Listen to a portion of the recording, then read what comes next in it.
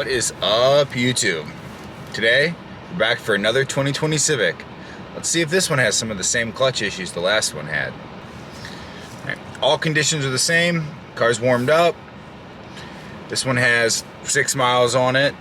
This one is gray. I prefer this color over the blue for sure. Though the blue looks good as well. It's a little chillier out today, and the roads are kind of wet, but the roads are starting to dry up. So there's plenty of spots where we should have no issues with regards to traction. So if the clutch is slipping, we're gonna find out. We're gonna start out in non-sport mode as we did last time, and toward the end of the journey, we'll turn sport mode on and see if that makes any significant difference with clutch slip, if there is even clutch slip, and go from there. Same feelings as last time. Clutch is incredibly light, plenty of rev hang. Same feelings. This is really just going to be an update video. Might be short, but we're going to see if the clutch is slipping.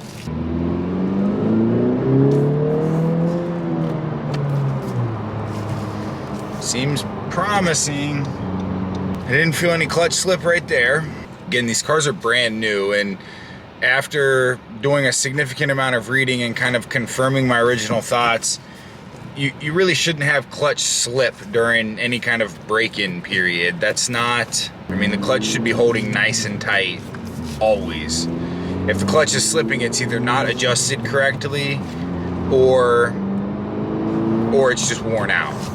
The biggest positive I can come up with is this shifter feel is fantastic. The shifter feels great. If the rev hang and, you know, assuming this one doesn't have clutch slip issues, isn't a problem, this car would be really fun to drive, assuming the latter two options. All right, nice dry pavement. Let's see if we get some slip.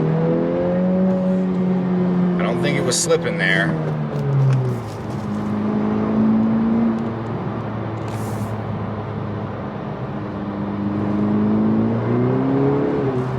Slipped a little bit there. So right there I was in third, about 3,000 RPMs, going about 40 miles an hour. And when you get into it, as it starts to come on to boost and starts to make that real amount of torque that this engine makes, that's when you see the slippage.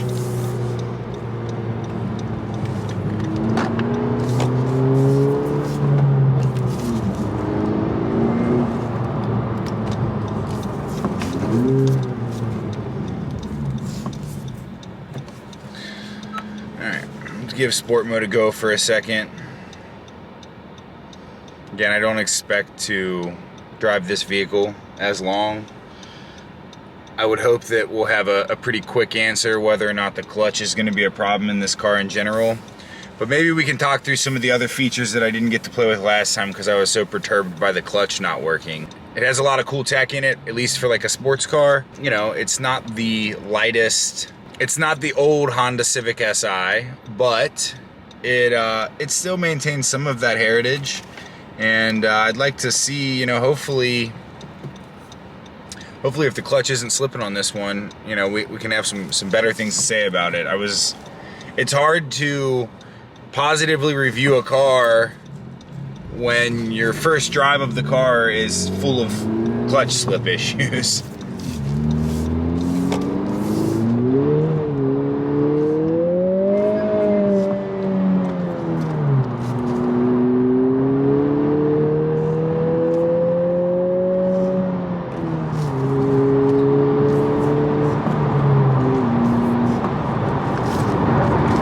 This one seems to be holding better. It really does. So that kind of makes me wonder if the other one could be fixed with some adjustment or what the real issue is.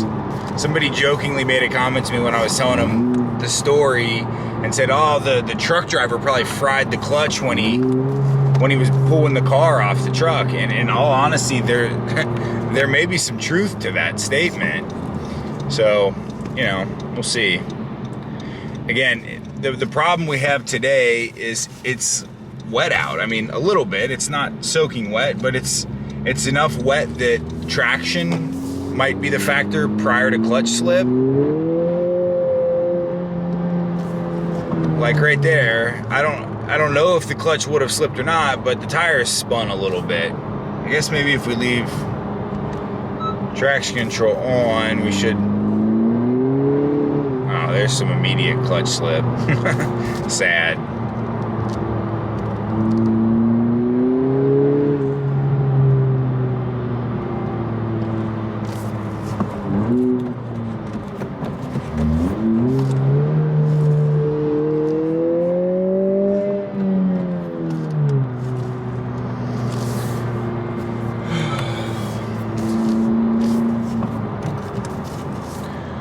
I wish it wasn't issue prone. I really like this car. I mean, I want to like it. The aesthetics of the 4-door is not my favorite, but I think the 2-door genuinely looks pretty good. And like, as I was talking a second ago, there's some really cool technology in this car. So if, you know, ideally it's not all bad because of the clutch, this would be realistically a pretty cool car to own. But if the clutches are just not good, I could never bring myself to own this vehicle.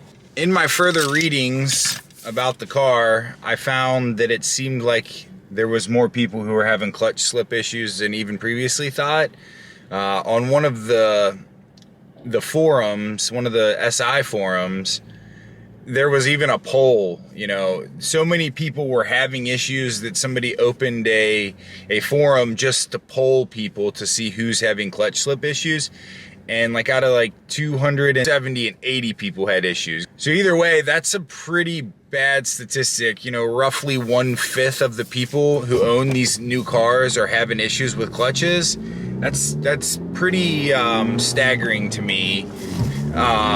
It also makes me feel like there's really a problem. I mean, it's definitely not just me.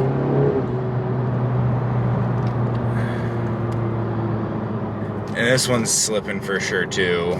Doesn't seem as bad as the last one. See, so sport mode's off. So we're in the same conditions as last time. Same conditions as last time. I've left traction control on, though this road's pretty dry. And it definitely slips a little bit. This one's a lot better than the first one, but it is still slipping.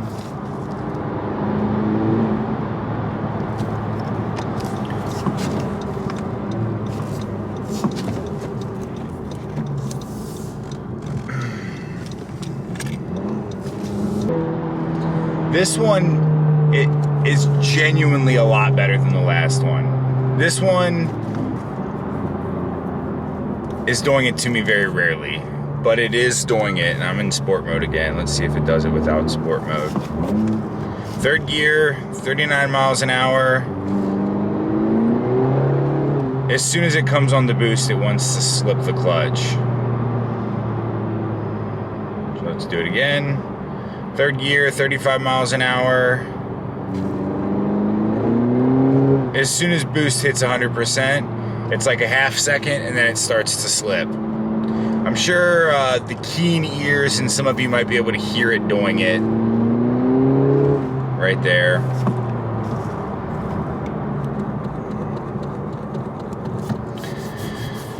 But, you know.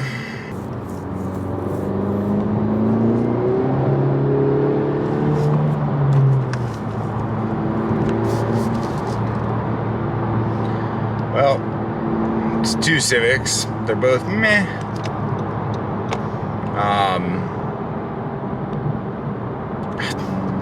don't know. On a positive note, I guess this one's clutch slips less than the other one. It's still not right though. It slips a little bit. Not as bad. So we're gonna cruise back here. I got sport mode on. I don't think we're gonna slip with sport mode as much, if at all.